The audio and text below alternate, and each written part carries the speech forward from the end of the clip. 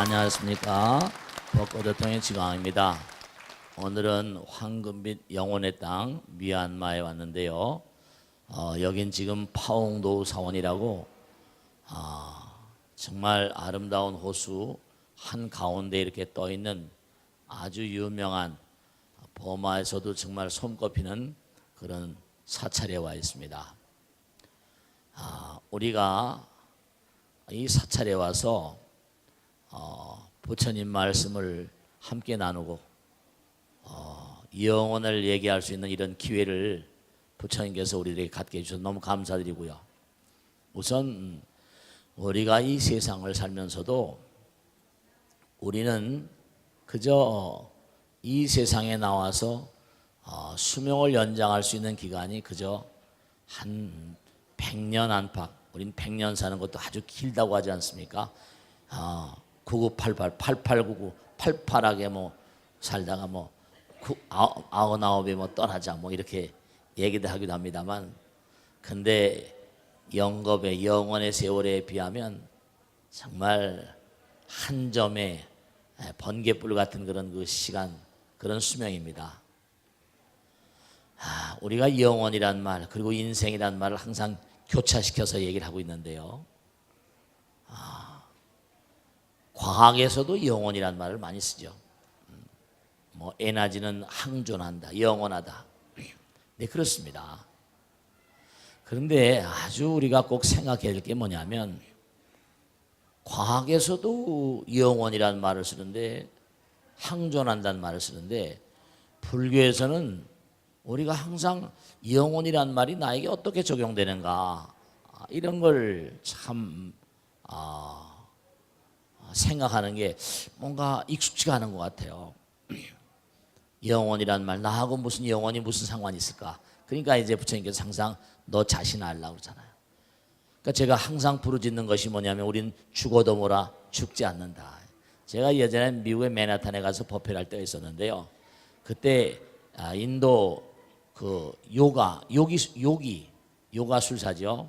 인도 사람인데 미국에 가서 요가를 가르치는 그런 선생님을 한번 만난 적이 있습니다. 그래서 서로 얘기를 하다가 당신은 소망이 무엇입니까? 물어봤더니 이렇게 얘기하더라고요. 나는 금생을 다 끝내면 맨하탄의 부자로 태어나고 싶다, 이러더라고 말이에요. 근데 미얀마 사람들도, 제가 예전에 미얀마 사람들은 모르겠습니다만 누구나가 다 이 미얀마란 나라가요, 부처님 당시서부터 불교를 숭상하던 나라입니다. 2500년 동안 아난다서부터 쭉 지금 이 사람들, 미얀마 사람들이 쓰는 말 자체가 부처님 당시 언어라고는 빨리어예요.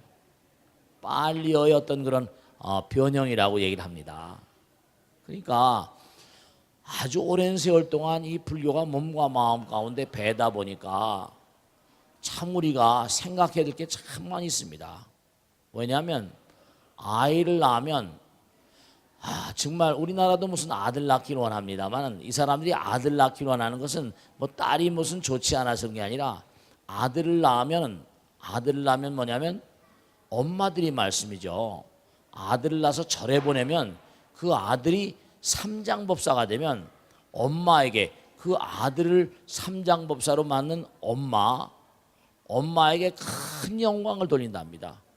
남자들은 출가해서 스님이 될 기회를 잡지만, 여자들은 몽고하니 이 미얀마에서는 띨라신이라고 그래가지고 비구니 모양을 한 분들이 계시긴 한데 전혀 인정을 안 해주세요. 그러니까 자기 엄마 자체가 아들을 낳게 되면, 내가 이 다음에 이 아들을 절에 보내서 삼장법사를 만들면 내가 정말 영광되겠다, 그런 이데아를 가지고 삽니다. 이 아들을, 태어나면서부터 아들을 절에 보낸다는 뭐죠? 전제하에 살고 온 국민들이 아들 딸들을 전부 다 뭐라, 딸들은 우선 놔두더라도 온 국민들이, 아들들은 전부 다 절에 보낸다. 그래서 이 나라에서는 아들, 우리 어젠가 우리 신뷰 의식 받잖아요. 신뷰란 말이 스님을 만든다는 뜻이에요. 그래서 보통 3살, 4살, 5살 되게 되면 전부 다 절에 보내가지고 우리처럼 유치원을 보낸 것처럼 절에를 보냅니다. 그 머리 다 깎여가지고 그 아이들을 이제 공부를 시키는 거죠. 그래서 절에서 모든 계정회를 다 가르칩니다. 3살 때부터 불교 윤리를 다 가르치니까 참 정말 우리 한국의 유치원이라거나 미국의 유치원하고는 게임이 다른 유치원이에요. 절에서 유치부 과정을 다 가르칩니다. 근데 여기선 말씀이죠. 그 유치부 과정을 그렇게 그 스님으로 보낸 과정을 신뷰라고 하고, 신뷰 의식을 거친 그런 스님들, 애기 스님이죠. 그런 스님들을 보낸 꼬잉이라고 부르고, 그 다음에 이 꼬잉의 기간을 건너면 국민학교, 우리가 초등학교, 중학교 이렇게 가면서 이른바 그와 같은 그런 그 스님을 우바진이라고 그러는 우바진. 그래서 여기는 일단 누구나가 다 어려서 태어나면 남자들은 전부가 다 절에 가는 게 의무인 거예요. 그러니까 몸에 아이들이 이 미얀마 국민은 100% 전체입니다. 두 가지를 제가 오늘 여기 올 때 다 조사해 본 자료에도 마찬가지인데 가이드 선생님이 얘기를 하시더라고요. 자기가 한 16년, 10몇 년 전에 왔는데 참 미얀마 사람들은 자기도 다른 종교를 믿었었대요. 근데 여기 왔는데 뭐라고 얘기하는 거 아니 이렇게 얘기하시는 거예요. 이 사람들은 기도를 하기 위해서 태어난 민족이고 기부를 하기 위해서 태어난 민족이래요. 기도를 하기 위해서 태어난 사람들 같고 기부를 하기 위해서 태어난 사람 같다는 거예요. 그러니까 자기가 아는 분이 부동산 어떻게 중개를 해가지고 거금이지만 2천만 원을 벌었다는 거예요. 그러니까 1,000만 원 자기 산 데 쓰고 1,000만 원을 이걸 어디다가 뭔가 잘 써야 될 텐데 두 가지 중에서 어떤 것이 나에게 더 득이 되겠는가 물어보더라는 겁니다. 하나는 뭐라? 마하무니 사원, 우리 갔었죠. 온통 개금을 하는 그 마하무니 사원에 시주하는 게 나냐, 아니면 아이를 자기가 사내 아이가 없으니까 사내 아이를 신뷰로 만드는, 자네 아이를 다른 사람의 아이를 다른 남자 아이를 스님으로 만드는 게 더 공덕이 크겠냐, 공덕이 어떤 게 더 크겠냐라고 물어보더라는 겁니다. 우리가 보기엔 일견 좀 가난한 나라 같아요. 근데 이 나라는 그동안에 왜냐하면 정정이 불안했거든요. 여기 이 나라 안에 이민족이 130 몇 개라고 합니다. 반군들도 많고 하다 보니까 불안정한 데다 그게 반군이 많으니까 군부 세력이 강해질 수밖에요. 이제 민주화가 되고 하면 뭔가 이렇게 발전해 나갈 텐데 이제 아주 중요한 게 뭐냐면 이른바 기도 문화와 기부 문화를 얘기하지만 그분이 하시는 말씀이 또 이게 우리가 꼭 생각할 게 물질이 항상 부처님께서도 말씀하신 거예요. 물질이 몽고하니 물질이 말을 하게 되면 마음이 입을 닫는다고 그랬습니다. 부처님께서 물질이 너무 크게 말을 하게 되면 마음의 입이 닫힌다는 거예요. 또 마음, 이른바 말하면 우리가 마음을 우리가 끊임없이 마음을 얘기하잖아요. 그죠? 근데 제가 예전에도 법회 때 말씀했지만 자, 하나님 우스갯소리 말씀일까요? 바다 밑에 제일 바닥에 사는 고기가 제일 바다 밑에 사는 고기가 무슨 고기인지 아는 사람? 아시면서 대답 안 하시네. 우리가 생선집에 가게 되면 광어란 고기 있잖아요. 물의 압력이 굉장히 강하니까 납작해지는 겁니다. 그러니까 고기도 뭔가하니 맨 밑바닥에 사는 고기서부터 층층이 다 있어요. 물 밑에서 올라와가지고 땅이 됐다고 칩시다. 땅에도 뭐냐면 가벼운 새들은 이른바 참새서부터 해가지고 제가 말씀했잖아요. 점점 높아집니다. 이른바 까마귀 솔개해가지고 올라가서 독수리같이. 그 하늘에 구름이 있습니다. 구름도 층이 있어요. 정나는 권조군 새털구름같이 전부 다 층이 있어요. 지구도 제가 말씀해 지구에 이 덩어리가 있으면 이런 자석 아시죠? 자석을 이렇게 막더 자석을 넣으면 남극 북극을 통해서 뭐죠? 자력선이 있어요. 지구도 뭐가 있죠? 남극 북극에 지작이라는 게 있어요. N극 뭐라? S극. 이게 도입니다. 자력선의 층이 다 있어요. 그러니까 지구도 뭐냐면 이른바 전리층 무슨 오존층 이온층 해가지고 쫓기고 대기권 뭐 해가지고 층이 있습니다. 그러니까 제가 예전에 설명드릴 때 달걀을 보면 맨 가운데 한 점 있고 그 다음에 뭐가 있다 그랬어요. 달걀로 찌면 뭐라? 노른자에 그 다음에 뭐 있고 흰자에 쭉 있잖아요. 층이 다 있어요. 층이 다 있습니다. 그러니까 하나의 별과 하나의 또 다른 별이 있으면 그 층이 뭔고하니 이렇게 층이 떨어졌지만 또 이렇게 뭐라 서로 영향력이 동심원처럼 만나기도 하고 또 그러니까 이 지구란 별도 이렇게 돌고 있고 자전공전을 하니까 지축이 있겠죠, 그죠? 지축 있잖아요. 태양계도 뭐냐면 태양계도 태양을 중심으로 그와 같이 돌고 있는 거예요. 태양계는 또 뭐라 은하계 우주를 돌고 있고 그럼 은하계 우주는 뭐가 있겠죠? 은하계 우주도 중심이 있겠다 없겠다? 은하계 우주도 중심이 있어요. 은하계 우주도 은하축이 있습니다. 지축처럼 우리가 저 미국 같은 데 토네이도라는 거지. 토네이도 막 돌면 태풍도 마찬가지예요. 돌다 보면 이른바 태풍의 한 점 있잖아요. 제가 왜 영원이란 말씀을 드리면서 은하계 우주를 얘기하는 거 아니면 아까도 잠깐 공양드 시간에 말씀했지만 이 우주는 영원할 것이고 여러분과 제가 영원한 이유가 과학이 꼭 제가 말씀드린 과학이라는 게 꼭 부처님의 반밖에 설명을 못해요. 전 세계적으로 빅뱅이라거나 중력자라거나 이런 걸 개발하고 발견해내면 무조건 노벨상입니다. 근데 지금도 학자들이 계속 얘기한 게 빅뱅 한 점에서 폭발했다 이겁니다. 근데 그것까지만 얘기해요. 그게 참 부처님 경에 보면 3계가 유역 급종륜이라는 겁니다. 3계는 도운다 소용돌이처럼. 자, 우리가 그러면 하나 쉽게 이해하게 제가 설명드리는 거예요. 자, 싱크다이에 물을 담았다가 그 하수도로 내려가는 걸 딱 보면 물이 뺑 돌면서 나가잖아요, 그죠? 뺑 돌면 나갑니다. 그래서 하수도로 빠지지만 만약에 은하계 우주 가운데 뺑 도는 은하계 우주가 그 지축이 있다면 말씀이죠. 이 은하계 우주가 수명이 다 하잖아요. 우리가 성주 괴공 배웠잖아요. 별이 만들어지는 것이 20급, 머무는 겁이 또 20급, 괴 파괴되는 게 20급, 그 다음에 뭐라? 공으로 가는 게 20급, 이른바 80급을 1대급이라고 불러요. 어마어마한 세월 동안 돌면서 어떻게 될까요? 세월이 지나면 점점 파괴되겠다 안 되겠다. 거대한 은하계 우주가 돌고 있어요. 지구도 지금 초속 뭐라 30km 돌고 있거든요. 초속 30km. 초속 30m. 초속 30m로 돌고 있기 때문에 어마어마한 속도로 돌고 있는 거예요.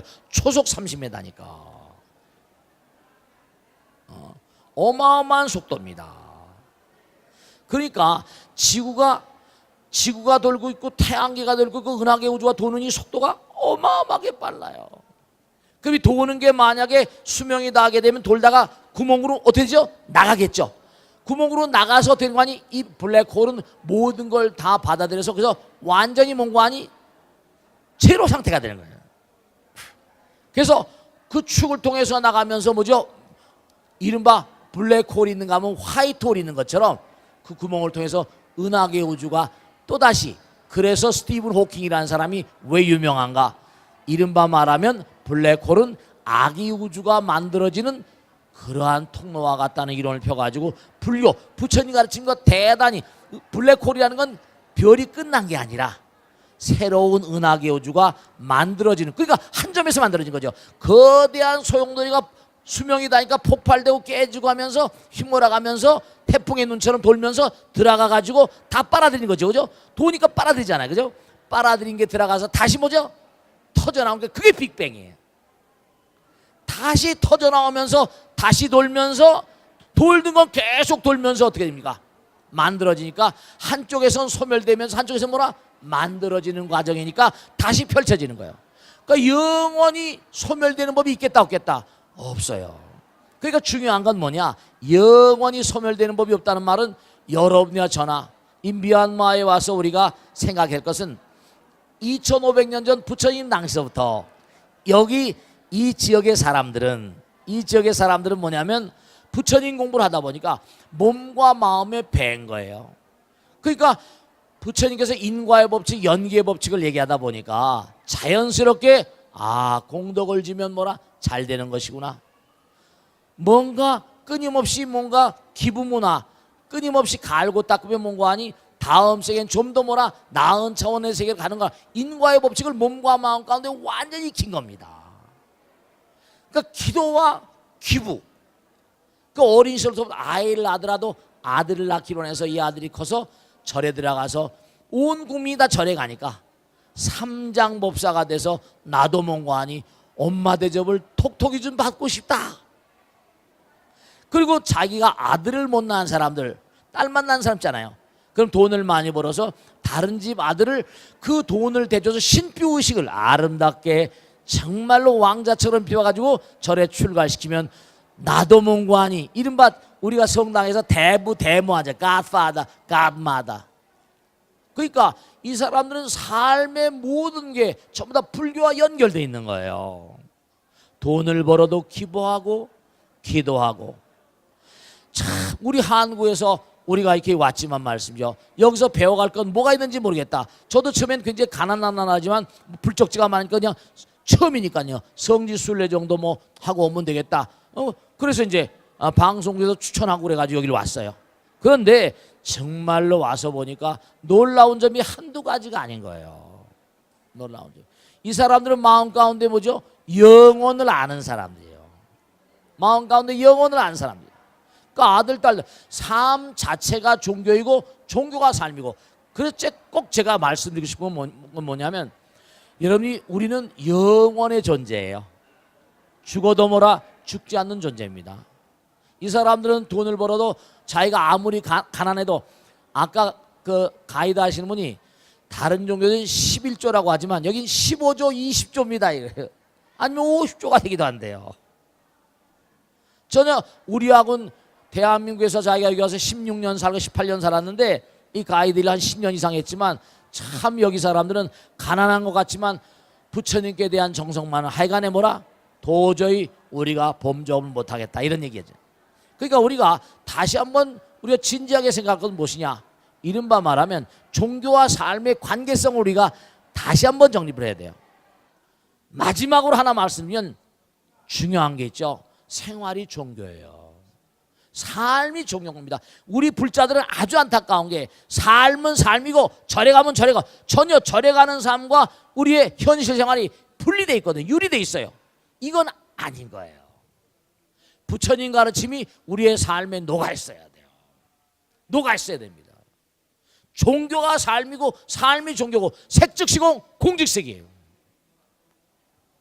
그러니까 여기는 가난한 나라, 정정이 불안하고 민족이 뭐 부족이 150개가 다르고 매일 싸우고 군인들이 정권을 잡고 막 이러니까 정정이 안정이 안 나니까 이게 잘 안 되지만, 그러나 불교 하나만 가지고는 뭔가 하니 이 나라가 정말 뭔가 아들 낳게 되면 그저 절에 보낸다.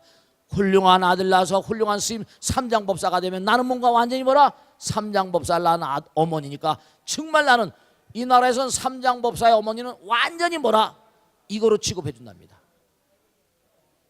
정말 대단히 우리가 생각해 볼 점이 많은 그러한 그 사회 시스템이 아닌가 싶습니다. 여러분들도 꼭 생각하시고 삶과 종교는 뭐라 전혀 뭐라 둘이 아니고 하나다. 절대로 내가 말과 생각과 행동 자체를 부처님의 가르침 따라 사는 것이 현실 사회 속에서, 그래서 제가 말씀드려요. 우리는 마지막으로 말씀입니다. 우리는 종이장으로 된 일기장은 쓰지 않습니다. 일기를 써보십니까? 제가 2호차에 와가지고 물어보니까 한 번도 일기 쓴 사람 없어요. 근데 사실은 뭐냐? 100% 마음의 일기를 쓰고 삽니다. 여러분이 매일매일 살면서 말하고 생각하고 행동하는 건 에너지이기 때문에 좋은 에너지로 만든 말이냐, 나쁜 에너지로 만든 말이냐, 좋은 에너지로 만든 생각이냐, 나쁜 에너지로 만든 생각이냐, 그게 자꾸만 모이고 뭉쳐서 점수가 돼가지고 아까 층별로 까마귀, 까치, 매, 독수리가 나온 것처럼 욕개, 새끼, 무새끼 어디까지 갈지 층층시야로 다 돼 있습니다. 이 사람들은 몸에 불교가 배 있다 보니까 그걸 아니까 오늘 시간 주셔서 다 말씀 못 드리는데, 여기는 참 묘한 게 제도가 제가 쭉 연구해 보니까 이 나라는 뭐죠? 이 나라는 정말로 이름 무슨 뭐 내 아들 딸 이런 게 없고 오로지 부처님 아들 딸이야. 성씨가 우리 이씨 김씨 이런 게 없어. 가문도 없어. 요일별로 이름이 정해져. 요일별로 이름이 정해지고 사람이 죽으면 화장터에 갖다 맡기고 제사님 부처님 나라 가는 거.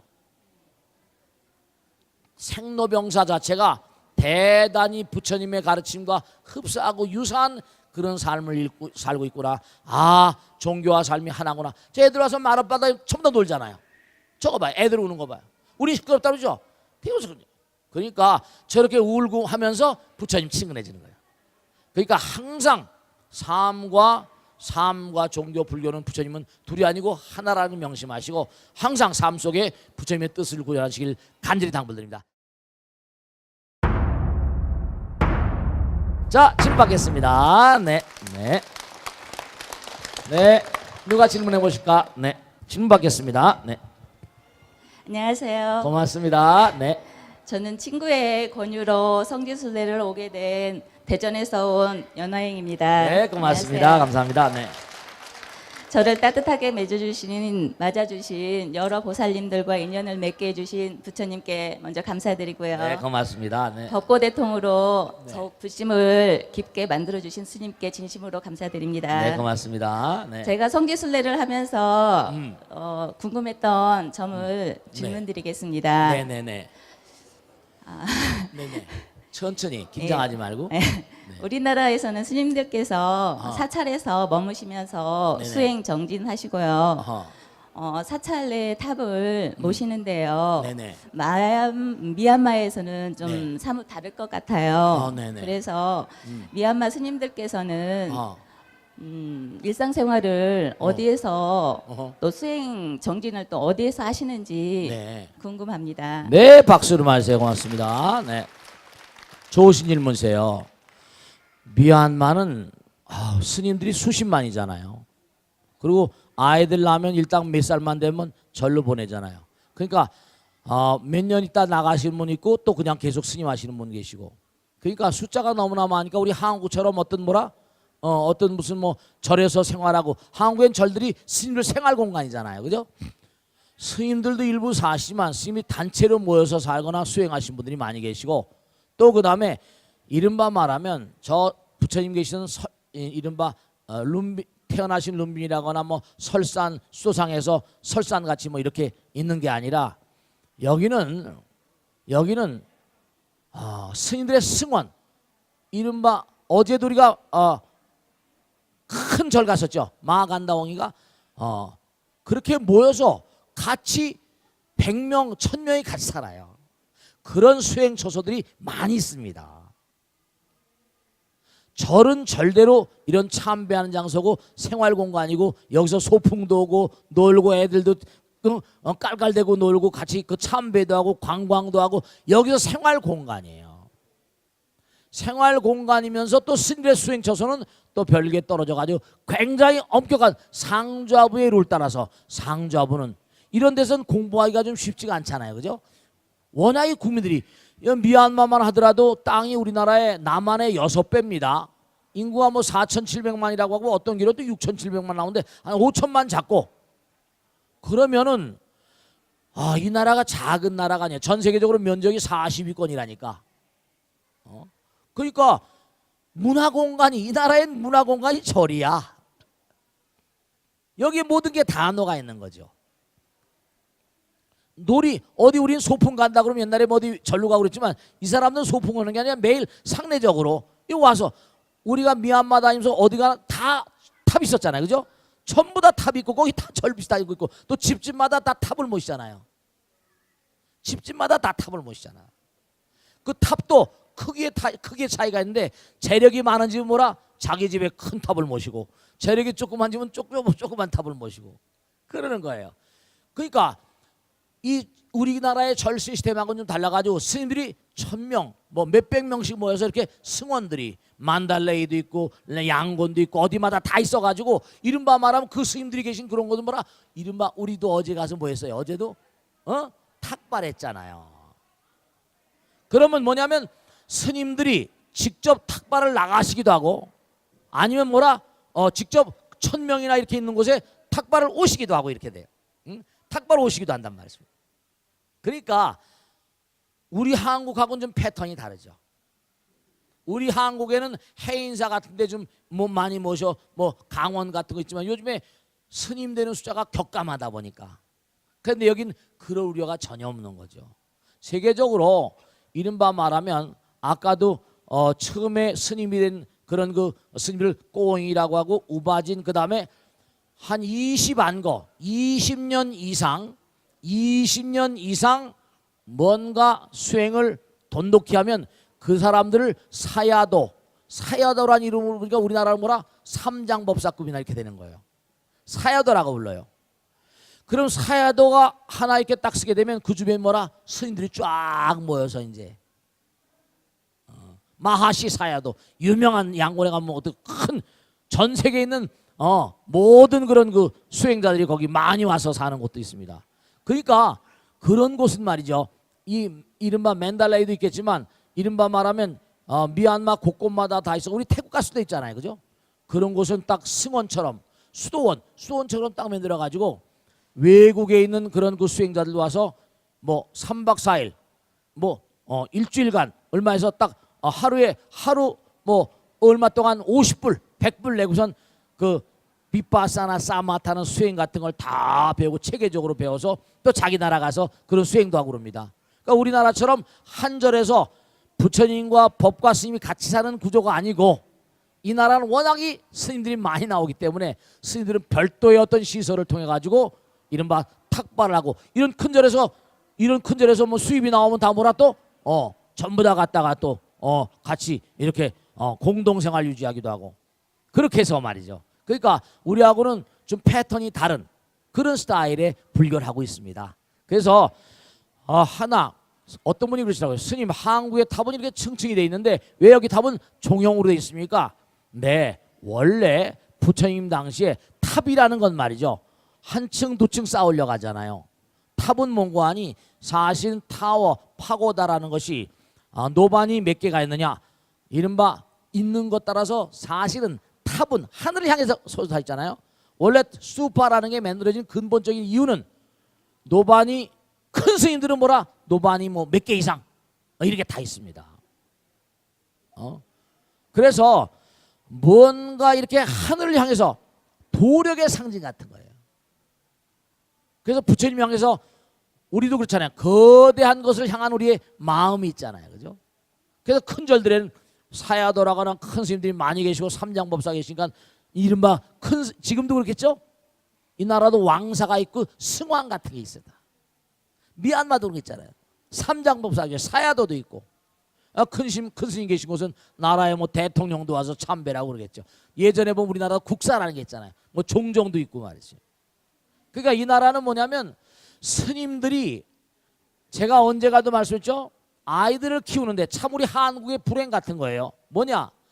불행이라고까지 말할 수 있을지 모르겠지만 내 아들 딸들을 키워서 난 내 아들 딸이 어떤 그런 인간상으로 키우고 싶다. 교육의 목표는 말이죠. 뭐냐면 그 아들의 인간상의 형성이거든요.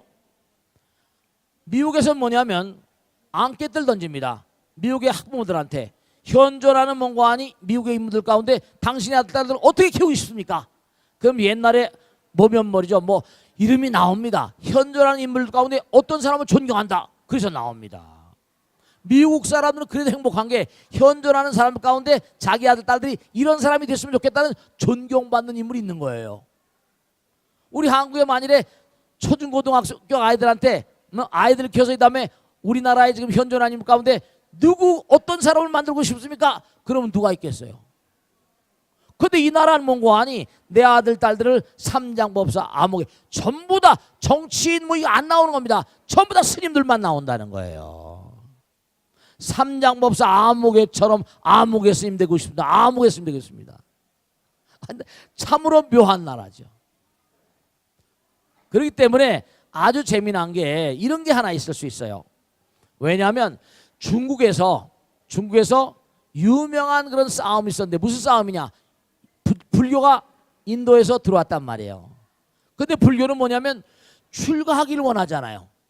스님 되어서 수행자 성불하기를 원하죠. 근데 인도는 본래 뭐가 있어요? 유교가 있었거든. 부처님과 공자님은 어스비슷한 시대에 태어나셨거든요. 도교가 있었어. 유불선 삼교라고 그러잖아요. 그죠? 근데 유교에서 뭔가 하니 공자님 어떤 분이에요? 정치 사상가야.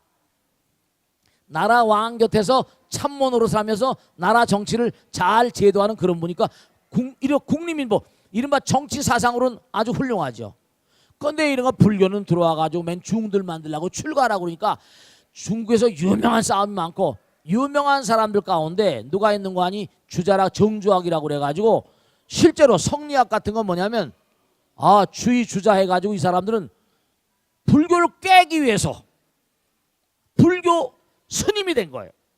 그래서 유학에 박통한 인물이 불교에 들어와서 선불교를 배워가지고 성리학을 정립시킵니다.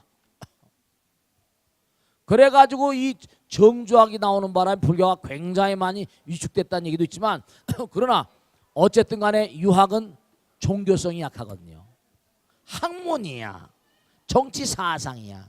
그러니까 공자님 사상을 가진 공자님 유학이라 유교가 아니잖아요. 유교라는 건 우리들이 그냥 만들어준 거지만 사실 중국 역사에서 변법자 강윤이 안개천이 해가지고 이게 불교가 전부 다 외국에서 들어오니까 뭔가 우리 공자의 어떤 사상을 봐서 공자교, 공교를 만들자 이런 운동도 있었습니다. 근데 공자님은 내생을 얘기를 안 하셨거든요. 그래서 여기 이 미얀마의 어떤 스타일하고 우리 한국의 스타일은 뭔가 스님들의 승원의 스타일도 많이 다르다. 그러나 우리가 여기 미얀마의 모든 스타일을 많이 배울 필요가 있겠다는 걸 우리가 생각하게 되는 거죠. 아시겠죠? 자, 다음 질문 하겠습니다. 고맙습니다. 박수로 와주세요. 네. 네. 안녕하세요. 32기 대명봉입니다. 네, 고맙습니다. 네. 스님, 어제 저희가 신부의식에 참석하는 여자아이를 저희가 봤거든요. 네. 근데 비구니 스님은 뵙지를 못했습니다. 네. 이곳 미얀마에서는 비구니 스님이 안 계신가요? 네. 계시지 않다면 그 이유가 무엇인지 궁금합니다. 네, 박수로 감사합니다. 맞습니다. 네. 네. 미얀마에는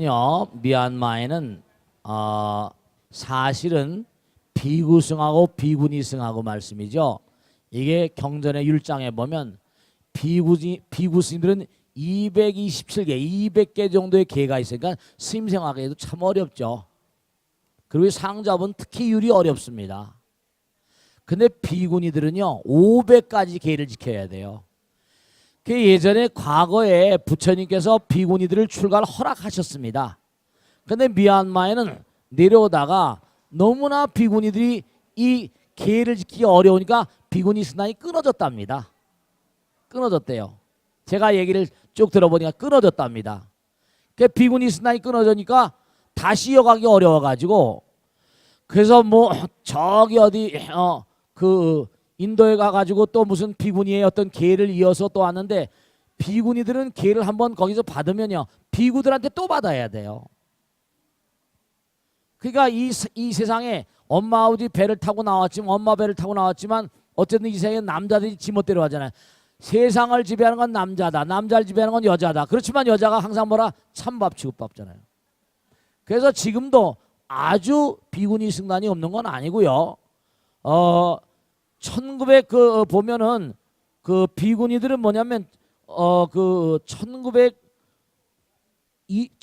몇 년도인가 사르나트 녹야원에 있는 그 인도의 비구니 승단에 가서 기회를 받아가지고 왔는데 미얀마의 비구승들이 그걸 인정을 하지 않았다 그럽니다. 그 띨라신이라고 부르는데 그래서 뭔가 이 나라에는 비구니 승단이 비구니 승들이 계세요, 그죠? 어제도 우리가 많이 봤잖아요, 그죠? 핑크빛 가사 같은 걸 입고 다니잖아요. 그런 분들이 많이 계시고 그렇죠. 딸들 자기가 아들이 없지만 딸들도 청정하게 사는 게 엄마 아버지들이 보기 좋잖아요, 그죠? 그런 비구니 복장을 하고 비구니 가사를 입고 사는 사람들도 상당히 숫자가 많답니다. 제가 들어보니까. 근데 상당히 많이 계시면서 이렇게 모여서 하시고 하는데 이른바 말하면은 이 미얀마의 승단에서 인정을 해주지는 않는다는 겁니다. 근데도 또 뭐냐면 미얀마는 워낙에 불교국가니까 자기 아들 딸들도 출가하게 되면 엄마들이 어떻게 했어요? 가족들이 가서 또 뭔가 탁발도 하고 뭐 이러다 보니까 승단이 그나마라도 유지되고 있다는 얘기를 많이 듣습니다. 그래서 여기 보면은 제가 조사한 거 보면은 상자 불교 가서 받아왔는데 그 다음에 또 스리랑카에는 스리랑카의 비구니 승단이 셉니다. 그래서 스리랑카에 가서 비구니 승단에서 계를 받았는데 그거는 뭔가 하니 이 미얀마 비국에서 나름 인정하긴 하는데 근데 비구니들은 생활하기가 너무 어렵죠. 어쨌거나 간에 그러나 중요한 건 뭐냐면 제가 보면 하나만 마지막으로 말씀드릴게요. 불교대학을 나온 보살님 한 분 계신데 나는 그분이 모 여자대학교 교수인지도 몰랐어요. 면담 신청을 시자실에 들어온 거예요. 내 명함이 들어왔는데 뭐뭐한 여자대학의 무슨 과 교수 이렇게 들어온 거예요. 그 교수가 나한테 면담 신청을 했으니까 그래도 만나줘야 되겠다 생각해서 면담 신청 들어왔는데 얼굴이 많이 익어. 보살 내가 많이 보던 사람인데 아유 스님 제가 능인불교대학 몇 개 나왔습니다. 근데 왜 날 만나자 그랬더니 이 보살님이 아주 독실한 기독교인입니다. 미션스쿨을 계속 나와서 한국의 미션스쿨 대학에 가서 복신이야. 미션스쿨 대학에 가서 거기서 뭐 아주 괜찮은 교수 역할하고 미국 가서 박사도 왔고. 근데 자기가 계속 무슨 미션 고등학교, 대학교를 또 교수 계속 올라오면서 자기가 하나 자기 자신의 문제가 있는 걸 어떻게 해결 못하는 게 하나 있었어요. 뭐냐면 어렸을 때부터 뭐냐면 꼭 음식을 차리면 파마늘을 꼭 골라내는 겁니다. 파마늘을 꼭 골라내고 커 나오면서도 고기 냄새만 맡으면 뭐라? 냄새도 맡고 있고 엄마가 얘는 고기 못 먹는다 파마늘 못 먹는다 하도 그래가지고 근데 얼굴 헬쑥한 게 공부밖에 모르는 거예요. 음식을 전혀 그런 거 못 먹고 그러니까 건강에 자신 있어가지고 시집도 못 간 거예요. 마음은 있지만 근데 공부는 열심히 해서 교수가 된 거예요. 근데 자기 친구들 가운데 능인불교대학 나온 친구들이 많이 있어가지고 야 너도 한번 다녀봐라 하도 친구들이 권해가지고 뭘 자기가 좋아하는 친구들인데 너무 오랜 세월 동안 사귄 친구들인데 한번 다녀보라고 너 한번 교수 생활하는데 도움이 될 거라고 그래서 와서 자기가 하도 친구들 자기가 너무 좋아하는 친구들이 권해가지고 이른바 학교에 강의 시간을 갖다가 딱 쪼개가지고 온 거예요. 4개월을 개근을 하고 다녔는데 절 면담하신 이유가 스님 정말로 제가 지금까지 살아왔던 날들의 모든 궁금증이 4개월 동안 풀렸다는 겁니다. 그 어떻게 풀리셨는데 했더니 자기가 어린 시절로부터 계속해서 꿈을 꾸면 절간에 들어 살던 꿈을 꾼답니다. 계속 삭발한 자기 모습 같은 걸 꿈을 꾸고 그래서 지금 공부를 하고 보니까 내가 전생에 뭐라 비군이었구나. 파마늘 못 먹고 고기를 못 먹고 지금 사는 게 그러니까 수행생활을 하고 하다 보니까 머리는 맑아져서 금세에도 공부를 잘하게 되고 하는데 이게 몸에 다 배고 하면 그러니까 수행생활을 자꾸만 하게 되면 뭐죠? 금세 독신으로 사니까 남자들 잊어버리죠. 아까 요전에 말씀드렸죠. 사왕천, 도리천, 야마천, 도솔천, 타화, 자재천. 타화 다른 사람과 하나가 되기를 자유자재로 한다. 남자 여자가 필요 없는 세상으로 가는 거예요. 그 다음 화락천 남들의 즐거움은 내 즐거움으로 할 수 있다. 그러면 그 다음에 욕계를 벗어나서 색계로 가는 거예요. 그렇기 때문에 우리가 세속을 살아가면서도 욕심을 자꾸만 여의고 살아가야 될 필요가 아주 강력하게 존재하는 거고 그렇기 때문에 부처님 당시도 여자와 남자였던 비구 비구니의 차별을 그렇게 해서 두셨던 거예요. 이 나라도 그래서 이 비구니 스님이 너무 지내기가 힘들어서 비구니 스님이 취약했지만 우리 한국에 비구니 스님 많잖아요. 그죠? 네, 그러니까 그렇게 아시고 항상 자기 자신이 욕심을 절제하는 그런 삶을 살아가셔야지 여러분이 득이 되시고 그래야지 뭔가니 여자 해탈 불교는 해탈이잖아요. 껍데기를 자꾸만 벗기고 양파처럼 벗기고 나가다 보면 배추 껍데기 벗기면 맨 마지막에 고갱이가 남고 텅 빈 자리가 남잖아요. 그렇게 해서 계속 가는 거예요. 그러니까 계속 정진해 나가시고 특히 보살님들 그런 많은 욕구를 이겨나가시고 하시다 보면 뭔가 점점 수승한 경기로 나가실 수 있을 것이다. 아시겠죠?